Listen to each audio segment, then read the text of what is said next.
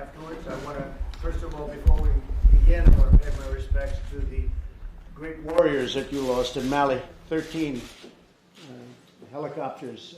Was very sad. I've gotten a report on it. We talked about it, and please give my condolences to the families and to France. They're great fighters. You've done a fantastic job in that whole area. It's a tough area, so we appreciate it very much. We'll be talking about a lot of things, including NATO and including trade. We do a lot of trade with France. We have a minor dispute. I think we'll probably be able to work it out. But we have a big trade relationship, and I'm sure that within a short period of time, things will be looking very rosy, we hope. That's usually the case with the two of us. We get it worked out. We've had a lot of good things. We've done a lot of good things together as partners. Our countries have been partners in many good ventures, including some having to do with radical Islam and others, and it's always worked out. So I look forward to our discussion. We made a lot of progress in our first 25 minutes, and we intend to make a lot of progress in our next hour, maybe hour and a half. So thank you very much. Thank you. Merci beaucoup, Monsieur le Président. Je suis heureux une fois encore de retrouver le Président Trump ici à Londres. Comme il a dit, d'abord je tiens à le remercier pour ses condoléances et les mots qu'il a eus pour nos soldats. Nous avons rendu hier un hommage national à Paris. Nos 13 soldats sont tombés sur le théâtre d'opération au Mali. Et merci pour cette solidarité et aussi l'implication de vos soldats sur le terrain dans cette lutte contre le terrorisme. Le Président l'a dit, nous avons commencé nos discussions, nous allons les poursuivre. D'abord sur le plan bilatéral, avec des sujets économiques, commerciaux, dont nous allons à coup sûr une fois encore trouver l'issue. Nous avions commencé à en parler à Biarritz, là aussi pour ce qui s'agit des taxes sur le numérique, ou des sujets commerciaux et l'ambition que nous avons aussi pour nos économies. Il y a également les sujets qui concernent l'OTAN. Là aussi, nous avons également commencé à parler de plusieurs crises internationales pour nous coordonner. Et il est clair que nous aurons, lors de ce sommet, des discussions importantes, qu'elles concernent d'ailleurs l'implication des différents membres de l'OTAN en tant qu'organisation au sein de la coalition internationale en Syrie, comme les travaux que nous menons ensemble sur les différents sujets. J'ai eu l'occasion de le dire à plusieurs reprises, la coopération entre nos deux pays, qu'elle soit militaire, économique, diplomatique, est importante. Il nous arrive parfois de ne pas être d'accord, on l'a eu sur le climat, mais sur la lutte contre le terrorisme, sur les engagements essentiels. Nos soldats, nos équipes travaillent côte à côte et nous décidons, je crois pouvoir le dire, en partageant cette finalité. Et nous avons toujours su trouver une solution aux problèmes qui nous étaient posés. Donc je suis très heureux de pouvoir avoir cet échange, de poursuivre dans un instant, et surtout de pouvoir faire avancer les choses ensuite lors de ce sommet, qui doit répondre à des questions fondamentales pour l'organisation, questions qui n'ont pas été traitées jusqu'alors. Comment bâtir une paix plus durable en Europe, avec beaucoup de menaces aux frontières, parfois des autres. Comment aussi agir plus efficacement face à nos ennemis communs, en particulier le terrorisme islamiste. Et là aussi, il faut que tout le monde autour de la table soit parfaitement clair sur des définitions, des finalités, et je sais que nous partageons cela ensemble. Voilà. Okay, thank you very much. President Trump, you have a better understanding of what President Macron was saying about NATO? Well, we just began discussing NATO, and what I'm liking about NATO is that a lot of countries have stepped up, I think really at my behest, and also yourself, you're close to the level. But they've stepped up and they put up a lot of money. I told you it was $130 million. $130 billion, and that's a lot, and they're now stepping up again. It's going to be $400 billion over very short. We have commitments for $400 billion, and we just left the Secretary General, and he's got some things that are very important, and I discussed with him the flexibility so that we have it not just with one area of the world. You and I discuss this all the time. We have all areas of the world because NATO's a lot different than it was, and now it's certainly a lot different over the last 3 years. So we have a lot of countries stepping up and putting up a lot of money. The number as of this moment is exactly $131 billion. That's a year, and that's a tremendous amount of money, but it's not enough. And they also raise and have commitments for $400 billion. So NATO, which was really heading in the wrong direction 3 years ago, is heading down. If you look at a graph, it was to a point where I don't think they could have gone on much longer. Now it's actually very strong and getting stronger. Many people are committed to that 2%, and ultimately I think the 2% will be raised.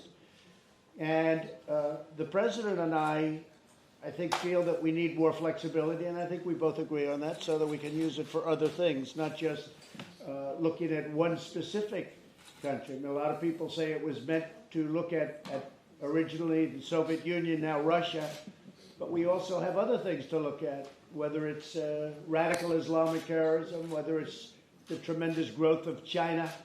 There are a lot of other things. So NATO's becoming different than it was, much bigger than it was, and much stronger than it was, because people are now fulfilling their commitments. There are some countries that aren't fulfilling their commitment, and those countries are going to be dealt with. Maybe I'll deal with them from a trade standpoint. Maybe I'll deal with them in a different way.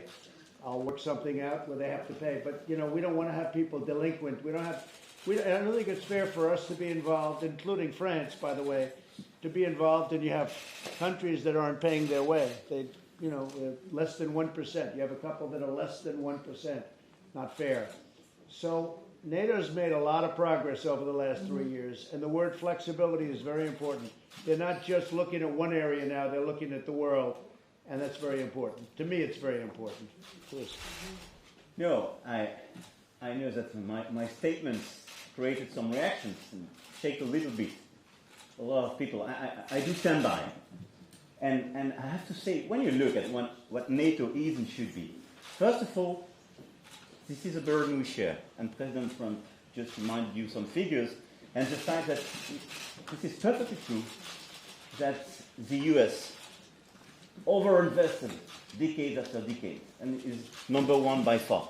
And I do share the statement. That's why I'm a strong supporter of a stronger European component in NATO, which is exactly what we are doing. So in terms of cost sharing, we are investing 1.9% of our GDP. We are increasing our GDP. We will be at the rendezvous. But when we speak about NATO, it's not just about money. We have to be respectful with our soldiers. The first burden we share, the first cost we pay, is our soldiers' lives. And I do believe that in such circumstances, we do pay what we have to pay for collective security. When I look at the situation in Syria, in Iraq, but as well in Sahel, France is definitely present. But my third point is that we have today strategic clarifications to be done. It's impossible just to say we have to put money, we have to put soldiers, without to be clear on the fundamentals of what NATO should be. And this is not the case today. What about peace in Europe? I want us to have clarification about that. After the decision of the end of the INF Treaty, we have to build something new, because now this is a risk for Germany, France, and a lot of European countries to have new missiles coming from Russia exposing ourselves. We need such a clarification. And I want a European component to be part of the future negotiations of such a new INF Treaty. When we speak about the enemy, I would say, of the alliance, what is the objective? To protect our partners against external threats, and France will do it, and we will have full solidarity vis-à-vis eastern and northern states in Europe. But the common enemy today are the terrorist groups, as we mentioned. And I'm sorry to say that we don't have the same definition of terrorism around the table.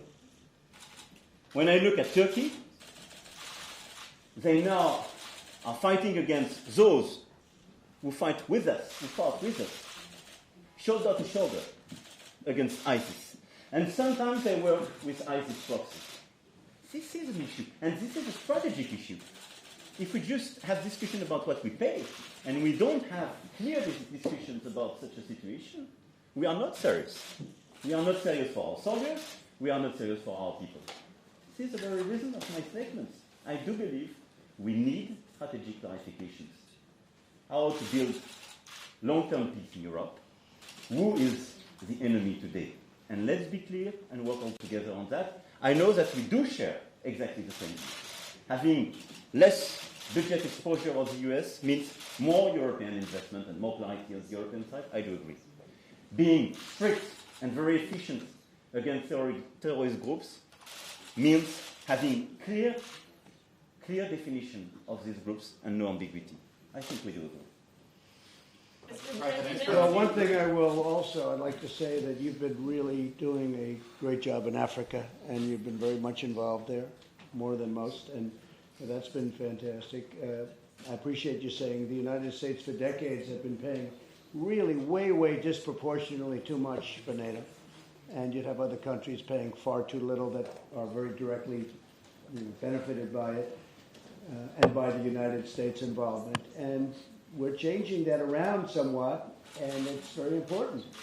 But we're a very important player. I think without us, NATO certainly is not the same thing as we discuss it at length. This morning we discussed it with Secretary General Stoltenberg. But we're behind you 100%, and all of the money that's been raised and all of these countries that are all of a sudden putting up money, it's a great thing to see.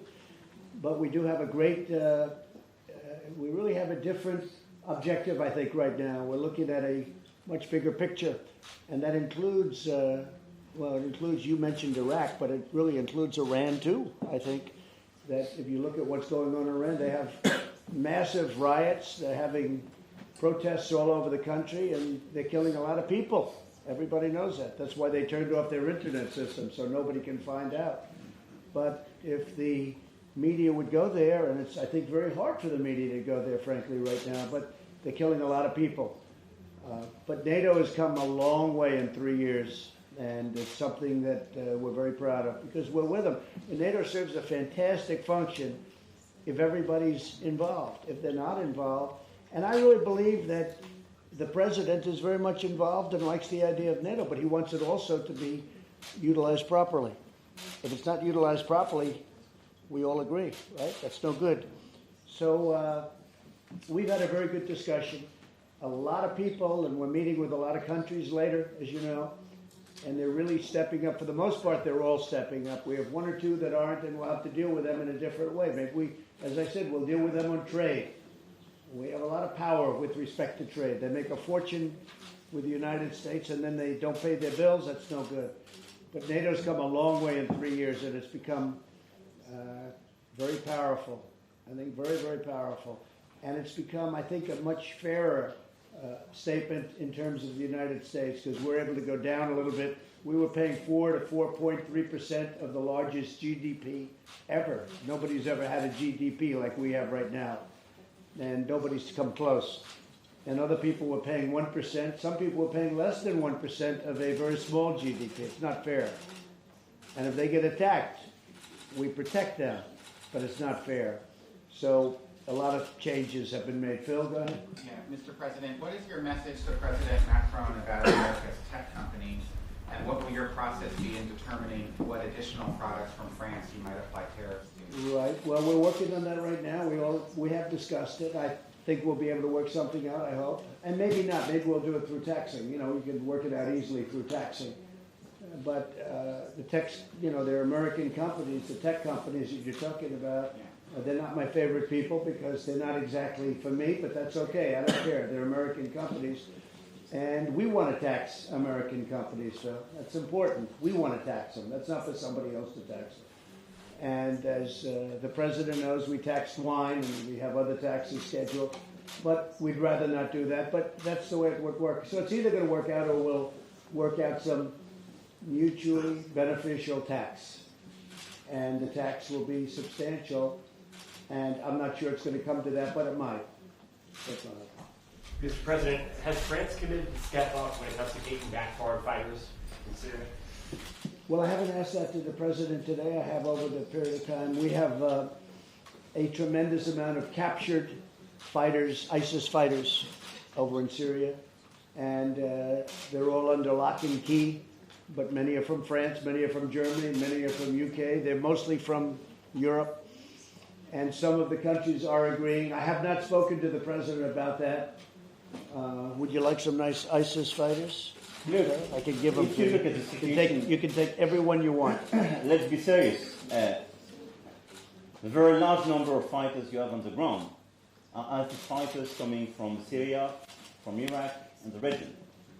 It is true that you have foreign fighters coming from Europe, but this is a tiny minority of the overall problem we have in the region.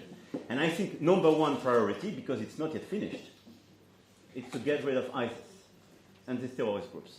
This is our number one priority. And it's not yet done. I'm sorry to say that. You still have fighters in this region, in Syria and now in Iraq, and more and more.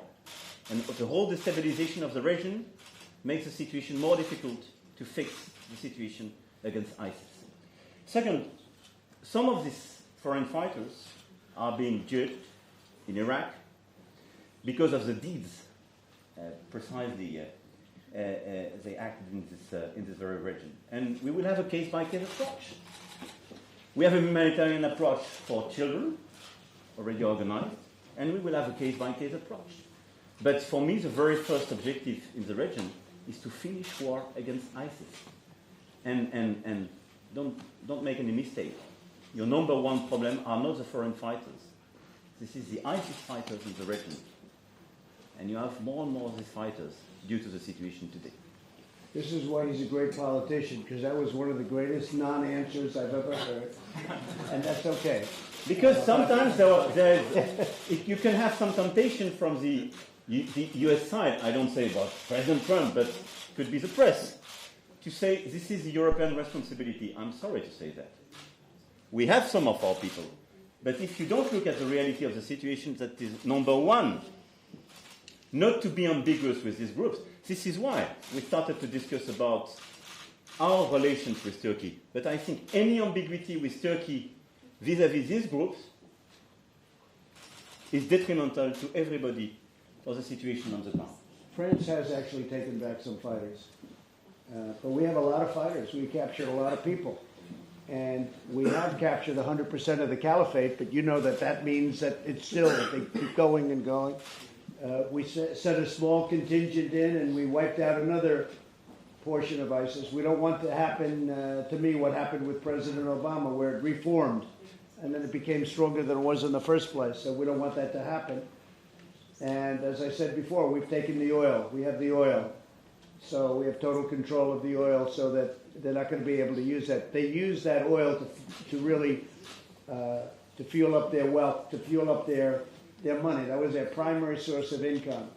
And they get contributions. So we have now lists of where these contributions come from, which is very important. You have people contributing, if you can believe it.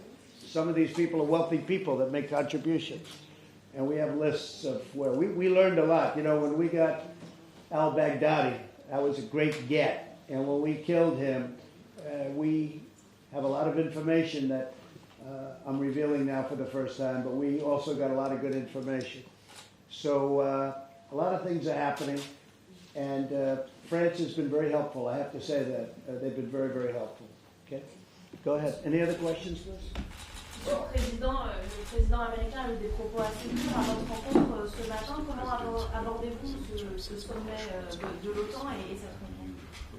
Comme vous le voyez, avec beaucoup de pragmatisme et avec la volonté de faire avancer les sujets, comme toujours. Je défends les intérêts de la France, c'est aussi une position européenne, et je le fais avec le souci également d'avoir une relation amicale et constructive avec les États-Unis d'Amérique, et c'est ce que nous avons toujours privilégié avec le président. On a une discussion sur l'OTAN, je viens de réexpliquer quelle était notre position, et elle est assumée. Elle est assumée parce que nous sommes engagés militairement dans des théâtres d'opération qui supposent la clarté. Ça a été évoqué. Il y a des sujets, ça a été évoqué par votre collègue américain, qui ont été révélés hier, celui de la taxe numérique. Sur ce sujet, je peux vous apporter une réponse extrêmement claire. Le premier, pourquoi on en est à cette situation? Parce qu'aujourd'hui, nous avons des entreprises numériques, quelle qu'en soit la nationalité. qui concurrencent des entreprises de l'économie réelle et qui ont 14 points de fiscalité en moins. C'est ça la réalité. Donc il y a un biais, pas juste. Nous avons, sur la base de la proposition de la Commission européenne, passé une taxe numérique. Elle ne vise pas du tout les acteurs américains. Les entreprises françaises, chinoises, de toutes les nationalités sont touchées. Elle permet de corriger, pour une partie d'entre elles, cet écart et de répondre à une nécessité. La France l'a fait avec d'autres pays. Et donc, on aura en parlé. Ma première interrogation, qu'est-ce qui va se passer pour le Royaume-Uni, qui a pris la même taxe, pour l'Italie, même taxe, l'Autriche, l'Espagne, qui l'ont fait sur la base de la proposition de la Commission. Parce que si on est sérieux, il faudra que tous ces pays soient traités à la même enseigne. Donc, nous sommes là dans une phase qui va rentrer, de discussion, qui va se poursuivre dans les prochaines semaines. Et je pense qu'avec le président Trump, nous pouvons régler cette situation. Et ce qui avait été d'ailleurs discuté à Biarritz, et je regrette que cette solution soit abandonnée, parce qu'elle était bien meilleure et pour les États-Unis et pour l'Europe, c'est d'avoir une taxe au niveau de l'OCDE. C'est d'avoir une vraie taxe multilatérale qui permet de ne faire aucune distinction, aucun biais, mais de taxer ces activités numériques par rapport aux biais qu'elles créent dans chaque pays. On va voir ce que donnent les discussions dans les prochaines semaines, mais elles impliqueront de toute façon une réponse européenne, car en la matière, pas la France qui serait sanctionnée ou attaquée, c'est l'Europe. Et donc la Commission s'est exprimée ce matin pour apporter son soutien, et c'est la Commission européenne aussi qui aura à réagir s'il devait y avoir une escalade, mais moi j'ai plutôt confiance dans le fait que là aussi on saura trouver une solution ensemble. Donc voilà, il ne m'appartient pas de commenter tel ou tel propos, mais de vous dire que pour ma part, je suis déterminé à défendre les intérêts de notre pays, à défendre les intérêts européens, et à le faire dans le plus grand respect et l'amitié avec les États-Unis d'Amérique, et le camp de la liberté. And I largely agree with that answer. I just have to say, though, I came into a position where the European Union was making anywhere from $100 to $150 billion a year in deficits to the United States. They were making it, we were losing it, and so we had to do something that is fair, not severe, I think fair. We're losing tremendous amounts of money. As you know, the European Union is very strong on barriers. Barriers meaning certain of our products can't come in, including agricultural product. It just can't come in. We can't sell it, and yet the European Union sells openly to the United States and generally untaxed or taxed at a low level. So these are problems that we're talking about. These are problems that we're working out, and the digital tax is the least of it. I inherited a situation where the European Union, which was formed partially for this reason, I guess for a lot of reasons it was formed, but partially to make better or take advantage of the United States. And they've done that very brilliantly. And frankly, it's not right. So I've exposed it. A lot of people didn't know it. And we're doing things about it. We have no choice because the United States can't continue to lose the kind of money that they've lost over the last, literally since the formation of the European Union. And I think we'll work something out. They want to talk, as you know. The new head wants to talk, who's supposed to be a very respected woman, very highly respected, and I look forward to meeting her. They want to meet. But we have a very unfair trade situation where the U.S. loses a lot of money for many, many years with the European Union, billions and billions of dollars. I mean, to be specific, over $150 billion a year. So we don't want to be doing that. And we can make a deal. We can take a harsh approach. We can solve that problem instantaneously if we wanted to. But I don't want to do that. These are friends of ours. These are people that we've had very extraordinary relationships with, and I do personally, and I'm sure we can work something out. You mentioned earlier the Iran protest. Does the United States support these protesters in Iran? I don't want to comment on that, but the answer is no, but I don't want to comment on that. Mr. President, on Turkey, President Macron just said he wanted the United States to do more in terms of standing up to President Erdogan and clarifying the terms of that relationship. Are you supportive of those efforts by other NATO allies, or are you standing in the way of them? Well, I can only say we have a very good relationship with Turkey and with President Erdogan. I do. I can't speak for the President of France. I mean, we have a very good relationship.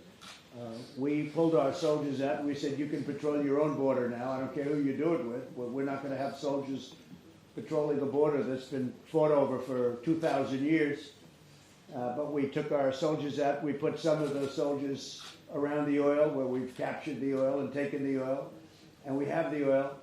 But we've brought some home, and we will be bringing some home, and we've sent some to other areas. Okay? But we have a very good relationship with Turkey. Mr. President. And just on Turkey, to be clear, we have a lot of cooperations with Turkey on security, trade, migration, and so on. There is a full-fledged agenda with the European Union in France. I do respect all leaders, whatever they can say, even bad things about myself. I do respect. I never insulted anybody. But now the question for this NATO summit, I think we need clarifications from the Turkish side. This is not us to qualify them and what they are doing. But I do believe at least we have two clarifications to be asked. How is it possible to be a member of the alliance, to work with all of us, to buy our materials, to be integrated, and to buy the S-400 from Russia? Technically, it is not possible. Some clarifications to be provided by the Turkish president, as far as he wants to be part of.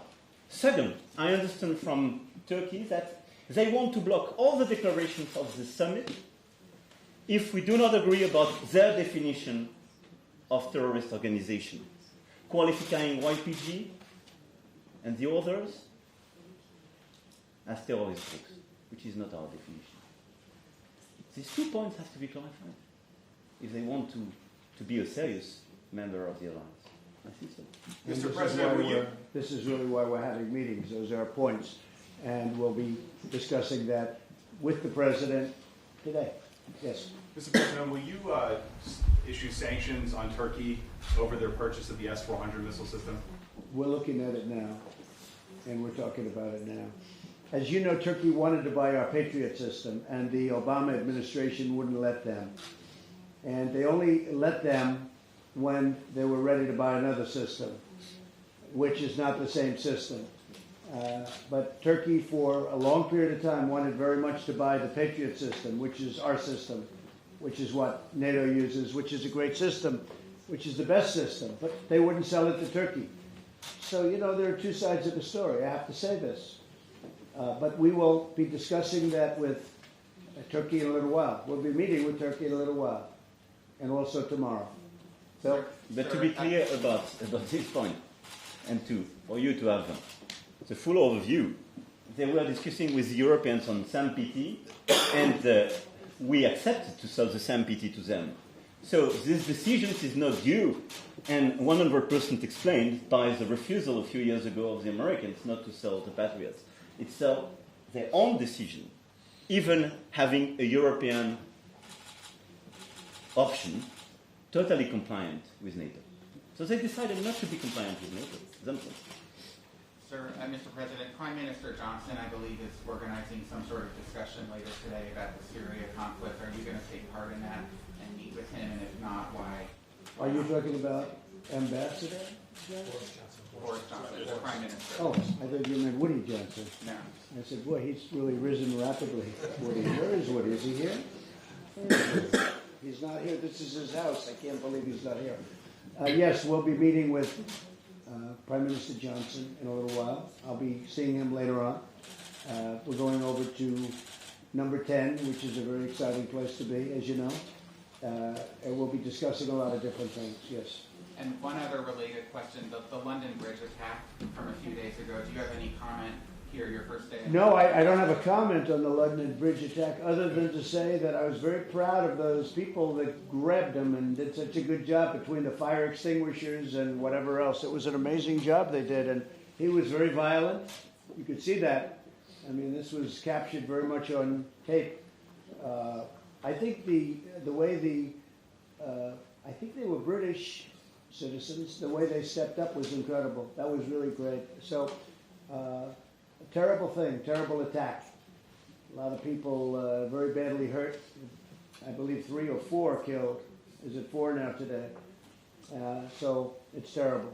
It's a terrible thing, and I know it's an act of terrorism. It's been declared an act of terrorism. Radical Islamic terrorism, by the way. and it's very bad, very bad. But I think the way they stepped up, to me, that was something very special. Okay? Mr. Trump, a question on Russia. Mr. Macron says that Russia shouldn't be designated as an adversary of NATO. Do you agree with that?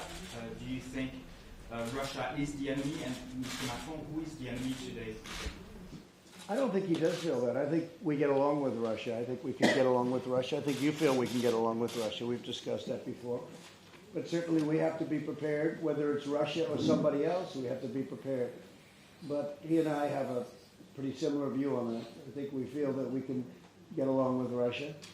And I think it's a good thing to get along with Russia. And I campaigned on it. I mean, I go into big stadiums, people like it. And I think the Russian people would like to see it too. A lot of good can come of it. But the purpose of NATO is that, but the purpose of NATO can be much more, and that's where we're showing the flexibility over the last period of 2 years. Pour être clair sur votre question, l'Alliance s'est organisée pour en effet faire face à la Russie historiquement. Je pense qu'aujourd'hui, il nous faut regarder la nouvelle situation historique et aussi notre géographie, j'ai souvent dit. Je n'ai aucune naïveté à l'égard de la Russie. Et nous sommes très conscients sur les attaques cyber qu'il y a pu avoir, sur les conflits gelés qu'il y a aux frontières de l'Europe, et y compris sur la crise ukrainienne que nous vivons. Est-ce que le statu quo est la meilleure des options? Je ne crois pas. Et donc, nous devons engager une procédure avec quelques préconditions et une méthode. Les préconditions, c'est, on le sait, de savoir avancer sur le conflit ukrainien. C'est ce que nous ferons d'ailleurs le 9 décembre prochain à Paris, avec un sommet en format Normandie, pour essayer d'acter des avancées entre l'Ukraine et la Russie. Ensuite, c'est de pouvoir définir un agenda où les Européens, si possible ensuite les membres de l'Alliance, définissent des procédures, des définitions de menaces communes avec la Russie, de coopération possible, en tout cas des escalades. Ça prendra du temps. Mais je pense que si nous voulons, d'une part, la stabilité en Europe, d'autre part, réduire la conflictualité, il est important d'initier un dialogue stratégique avec la Russie. Il faut le faire sans aucune naïveté et il faut le faire en étant conscience aussi du poids de l'histoire et de la peur que certains pays européens ont à l'égard de la Russie. Et je le dis ici en ayant beaucoup de respect et d'empathie pour ces derniers. À l'égard de la Pologne, des États baltes, de certains États nordiques, la Roumanie et quelques autres, nous savons que ce qui est attendu de nous, c'est aussi de les protéger à l'égard de potentielles agressions. Et donc, dans ce cadre-là, nous devons apporter de la visibilité pleine et entière sur les protections que l'Alliance et en son sein l'Europe peut et doit leur apporter. Et la France y jouera tout son rôle.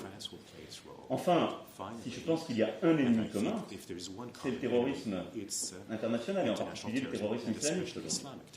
Soyons clairs, c'est ce qui nous conduit à agir ensemble au Levant, dans le cadre d'une coalition internationale qui est aujourd'hui sous responsabilité américaine, mais où l'OTAN est engagée en tant qu'organisation, et comme vous le savez, la France qui est très présente. C'est aussi ce qui nous conduit à agir au Sahel contre ces groupes terroristes. Monsieur le Président, on vous sent autant déterminé que isolé sur la scène européenne, parce que vous avez parlé de la peur de la Russie, il y a aussi la peur, il faut le dire, des États-Unis, de la part de certains de vos voisins, qui se disent on ne peut pas avoir à la fois une défense européenne forte et être dans l'OTAN. Je sais que c'est ce que vous essayez de dire, vos conseillers disent on peut avoir fromage et dessert, c'est l'expression qui est revenue. Comment vous arriverez à bouger les lignes, sachant qu'il y a des situations politiques un peu compliquées, y compris chez vos voisins les plus puissants, en Allemagne, en Italie? D'abord parce que c'est pas fromage et dessert, ou alors c'est un cheesecake. Parce qu'en l'espèce, ce dont on parle, c'est d'avoir une Europe qui investit plus dans la défense, qui permettra de réduire l'investissement américain. Donc c'est parfaitement cohérent. Mais après, pour être simple, c'est un rapport à la souveraineté et à la puissance. Il est légitime que les États-Unis d'Amérique nous disent aujourd'hui, pour protéger vos frontières européennes, pour aller régler vos conflits de voisinage, qui sont votre voisinage, vous devez être plus investi, vous devez payer davantage, vous devez investir davantage. C'est légitime. Et donc, nous ne sommes pas dans une situation de sortie de Deuxième Guerre mondiale où, il faut bien le dire, l'Europe était désarmée et où une partie des Européens ne voulaient pas du réarmement de certains Européens. Je pense aux Allemands. Et nos mentalités ont été construites pendant des décennies, où l'OTAN était d'ailleurs fait pour que certains n'aient pas accès à une souveraineté militaire. Les temps ont changé. D'abord parce qu'il n'y a plus de pacte de Varsovie. J'ai cru comprendre que le mur de Berlin était tombé, ça fait quand même 30 ans. Et il y a aussi, depuis plusieurs années, des États-Unis d'Amérique qui nous disent prenez vos responsabilités. Je ne suis pas aussi pessimiste que vous.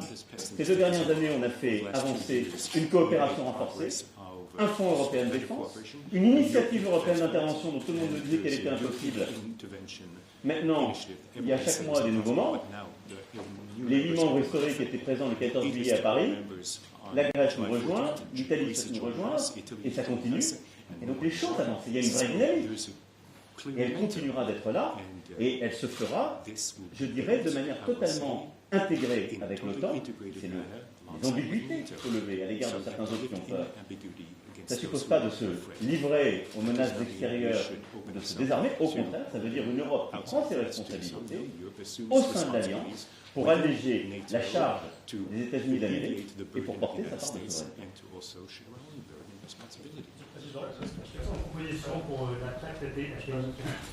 D'avoir une discussion maintenant stratégique. On va commencer à l'avoir. J'en ai parlé avec le secrétaire général Stoltenberg. On en a parlé on a commencé à en parler avec le président Trump. Mais il est clair que nous devons assurer l'ensemble des pays de l'Europe, et je pense aussi à ceux qui sont à moins de 500 km de la frontière russe, qui n'étaient pas couverts par le traité FMI, de ne pas être exposés à des armements russes. Et donc, il nous faut, nous, clarifier la position commune que nous souhaitons prendre.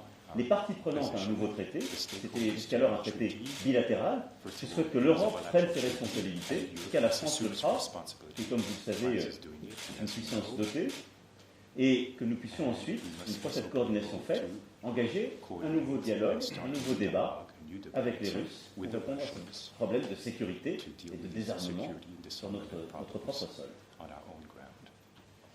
And I think the situation in Ukraine is very important. I think that the meetings coming up with Russia and Ukraine are very important.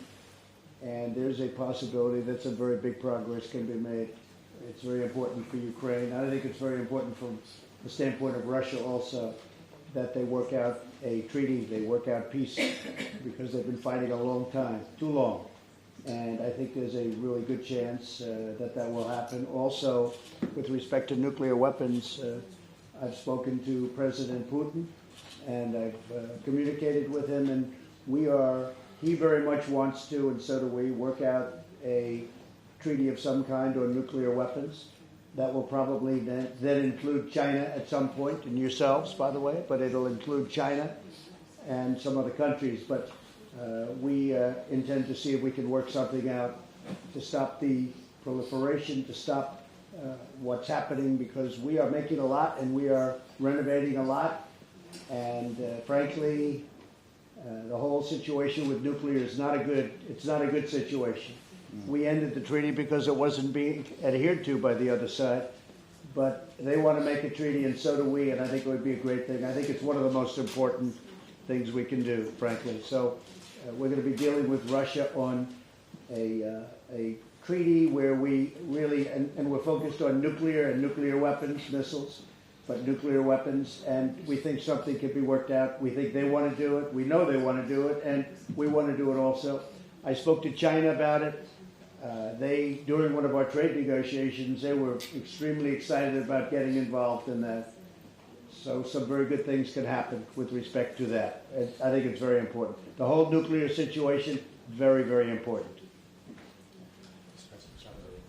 Okay? Thank you all very much. Thank you. Thank you. Thank you.